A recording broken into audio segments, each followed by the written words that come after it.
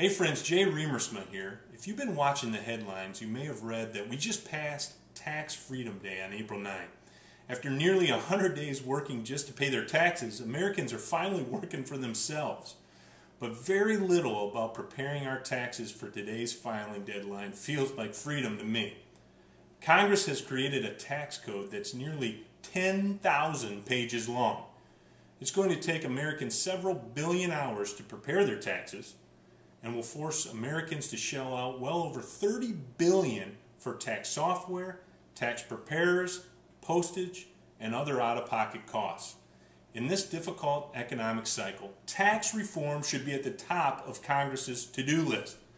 Cutting corporate tax rates and reforming our tax code to ease the compliance burden of individuals, families, and businesses would do more to spur economic growth and productivity more than any stimulus package ever could. Unfortunately, all the signals from Washington point in an opposite direction. We've got White House advisor Paul Volcker talking about a value-added tax. Members of the President's Debt Commission are saying that new taxes will be needed to combat national debt. And of course, we got $670 billion in new taxes added since January of 2009, with over $300 billion of those hitting the middle class already. Many of those taxes coming to us courtesy of Obamacare. So what's the solution?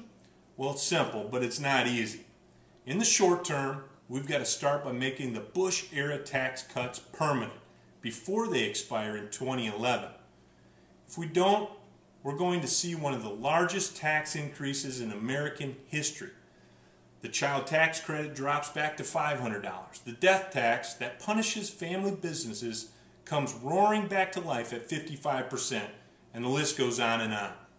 We've got to reduce our corporate tax rates, which are among the highest in the world, so that our businesses can compete and we actually attract capital investment back here in the States.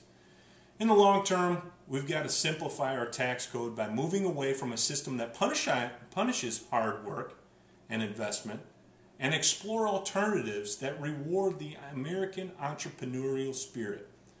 There are several policy ideas out there that would accomplish this, and I'm committed to building consensus in Congress and making tax reform a priority, which it should be. The final critical piece of the solution is we've absolutely got to reduce spending. When Republicans cut taxes in the early part of the last decade, this was the gaping hole in their plan, and as a result, growing deficits occurred, and deficits that the Obama administration has been all too ready to expand even further.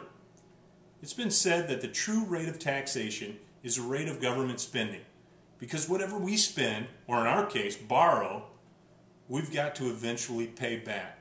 So cutting taxes and cutting spending have to go together.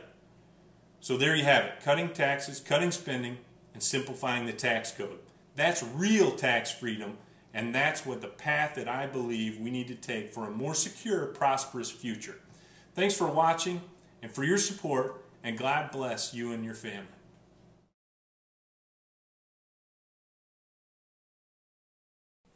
I'm Jay Riemersma, and I approve this message.